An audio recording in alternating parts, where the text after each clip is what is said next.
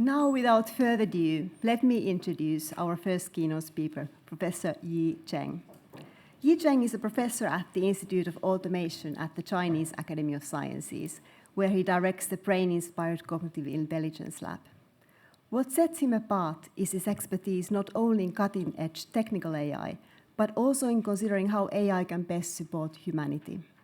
He leads the International Research Center for AI Ethics and Governance at the Chinese Academy of Sciences and serves on many important committees, including the UN's High-Level Advisory Body on AI, UNESCO's Ad hoc Expert Group on AI Ethics, and World Health Organization's Expert Group on AI Ethics and Governance for Healthcare, and many others. It was no surprise to me when last year Yi was selected by the Time magazine as one of the 100 most influential people in AI.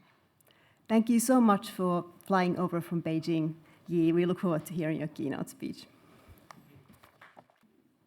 Thank you, everyone, to join the talk. I think it's really a great experience to get back to Cambridge.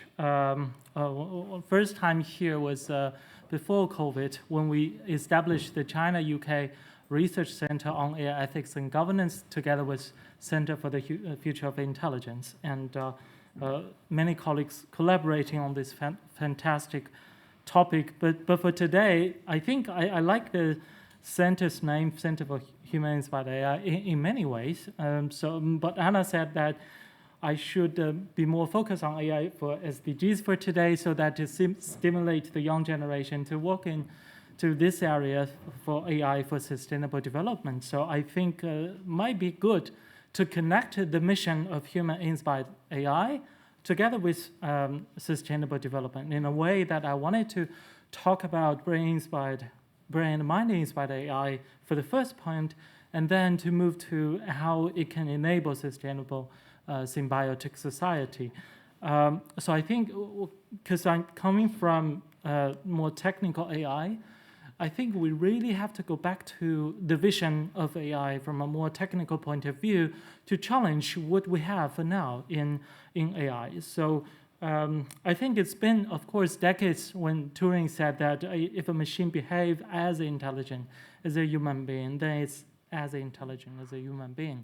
Not so much people really question on this argument, but I think maybe we could have another perspective to understand the underlying assumptions, and does it really have anything to say with the current AI? So now what you can see, maybe now you don't really have another mind of seeing a shadow of the hand. But when you get to know that actually, a rabbit is behaving like a hand, yeah? So then you see the problem, that you think, oh, this is a hand, I wanted to shake hand with this, with something like that, and then a rabbit just bites you. So I think this is the problem for the current AI, that if it behaves as intelligent, and then for the mechanisms is quite different. So this is why we need to move from a data-intensive AI to a more mechanism-driven AI.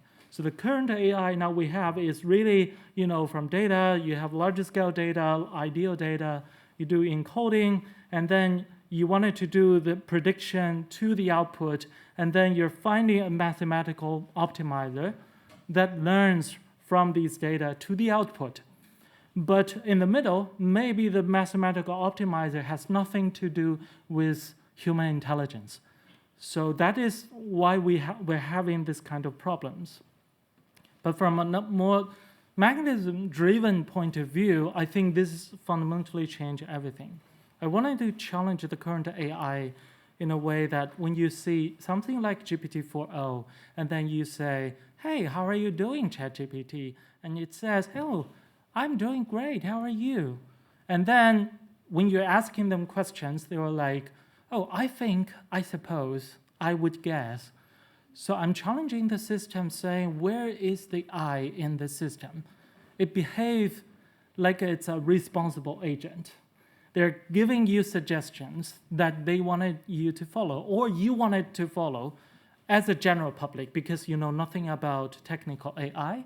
When they say, I think, I suppose, or based on my experience, you should do something. The very first version of a natural language processor is something like this. Oh, I don't have a girlfriend. My dad hates me. My boss hates me. What should I do? And then the natural language processor tells you that maybe you could die, because most people, satisfying these constraints, they may have the actions to go to die. And then you're finding a probabilistic, significant answers that you can use as a recommendation.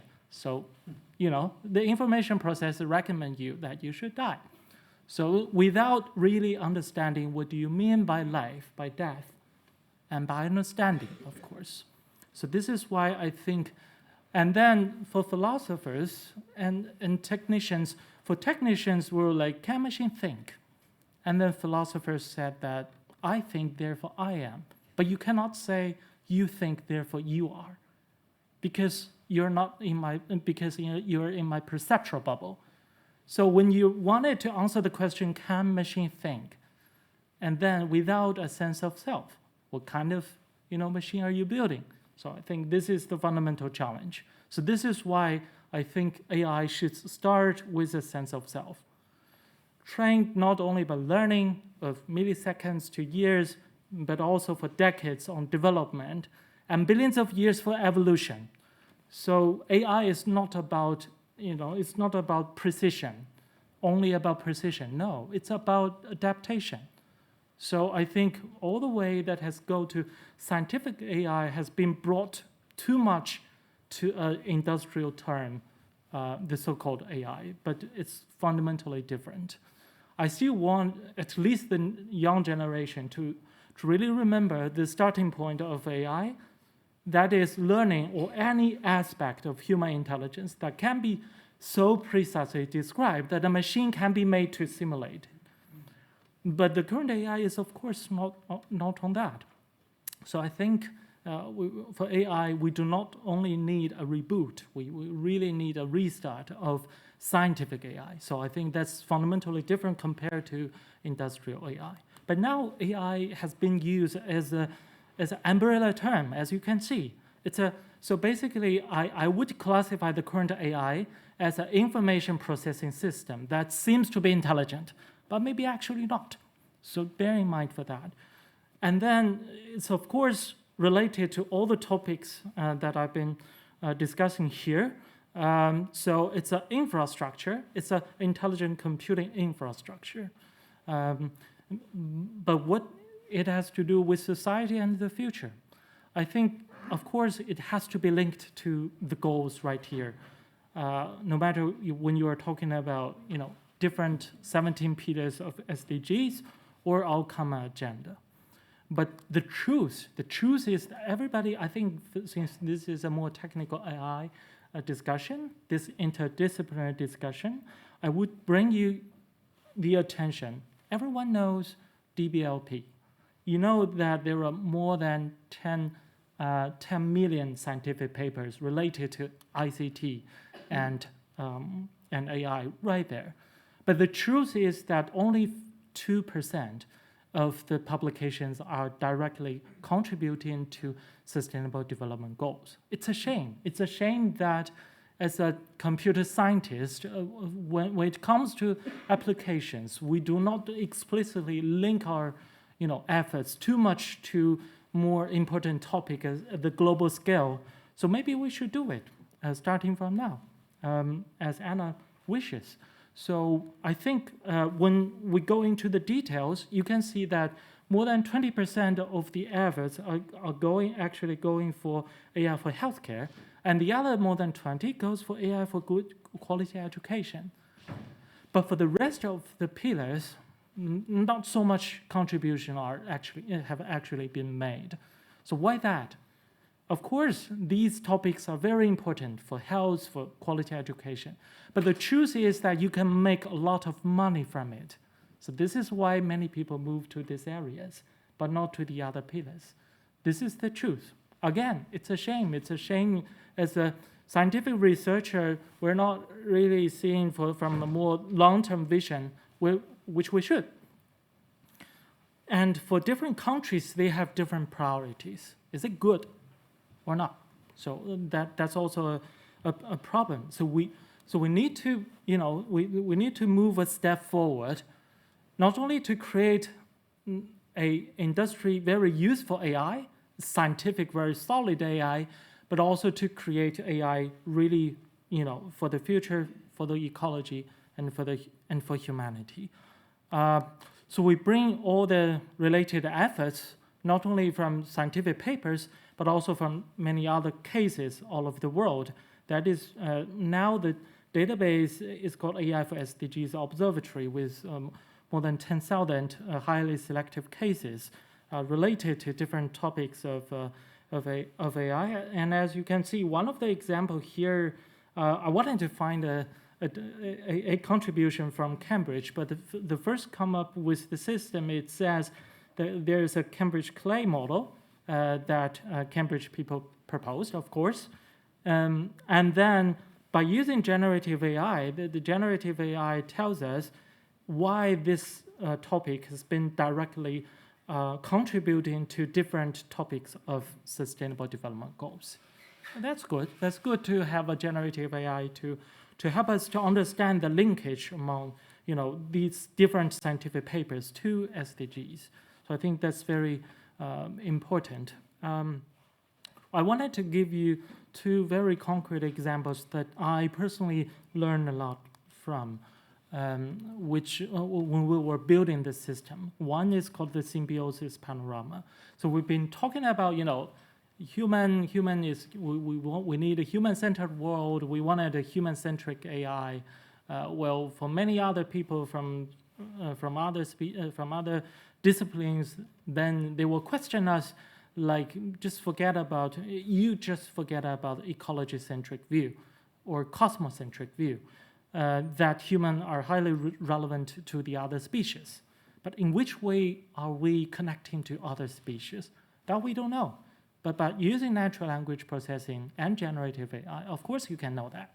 So this is why we're building the symbiosis panorama that connects human to different animal species and also different plants based on the data at first try by using Wikipedia data. But of course you can make more fruitful connection based on that. Human is in the center, as you can see, but you didn't see the differences compared to other animal species. And now you have. You see how human in the center are connecting to different animal and plants. But you also see how ants is connecting to other animals and plants. Of course, the comparison is somewhat, with a vision that says, when talking about numbers, when we have one human and then we have more than 1 million ants. But when talking about, the connections to the rest of the world, this is the truth. And then I'm challenging the system by asking how human and ants are connected to each other. And the system says that, there will be dozens of ways that human can eat ants.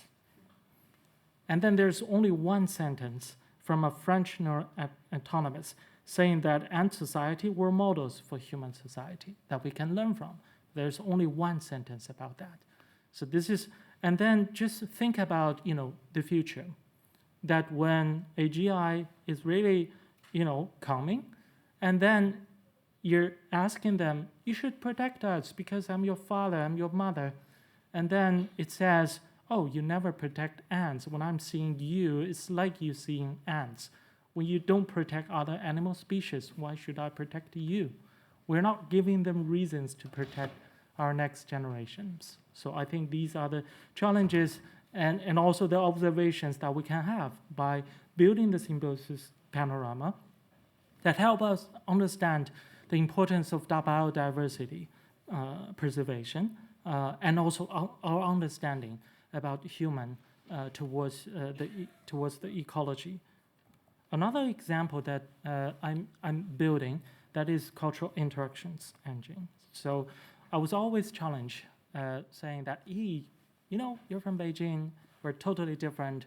Well, I still wanted to collaborate. So I received these kind of messages in every conferences. But I was always stuck at the point by asking the question, why we're so different? And then by UNESCO World Heritages, when you apply for different world heritages from different countries, you should say, oh, we are unique. We have very unique understanding about human culture, about human civilization, so we should be one of the UNESCO World Heritages. But the truth is that when you're using AI to connect the dots, then you see, in the first place, about the commonalities of different world heritages. UNESCO, they don't know that. They were thinking that all the world heritages, are somewhat different and unique, that complement with each other. They are, of course, complementary with each other, but they're interconnected as a web of civilization at first point. So by using, of course, again, natural language processing, you can find the commonalities among different, historical sites. And then by using other AI techniques like generative AI, you can find their differences. Let's say, I have nothing to know about fossil hominid site from South Africa. Very short of historical knowledge. But my interest in Peking Man site at Zhoukou in Beijing, actually where I was born, but not at that time period. So, of course, and then I got an interest. Are there any other world heritages that is similar to this? And then the system finds the recommendations and tells me that in which way they're similar to each other, and also in which way they're different from each other. And then you see, a comprehensive understanding about how these cultures are complementing with each other, but in the first place, to find commonalities. When I was drafting the UNESCO recommendation on ethics of AI as a technical researcher, and then I was agreed by many people from different cultures when I was talking about living in harmony. And then my Korean friends, they were like, oh, it seems that Professor Zeng is very familiar with Korean philosophy. And Japanese, they were like, oh, the Japanese Y is directly linked to living in harmony. That is He in Chinese. And then our African philosopher, they were like, oh, what are you talking about? The spirit of living in harmony 500 years ago has been deeply rooted into interconnectedness from South Africa. And then, so this is what I'm talking about. From different cultures, by using computing and AI, we can find the connections and learn from each other. And then you appreciate this kind of differences on the basis of understanding about the commonalities. So this is something that we have to learn, assisted by systems using AI. I'm talking about the very future. I'm talking about I think mostly for the next generations, is that, well, of course, now as a tool, maybe you're interested in general purpose AI, but ultimately, like from philosophy from Japan, from Japanese AI principles, they say AI could be the quasi-member or the partner of the society. Once it becomes as a quasi-member of the society, it has to obey everything in the human society.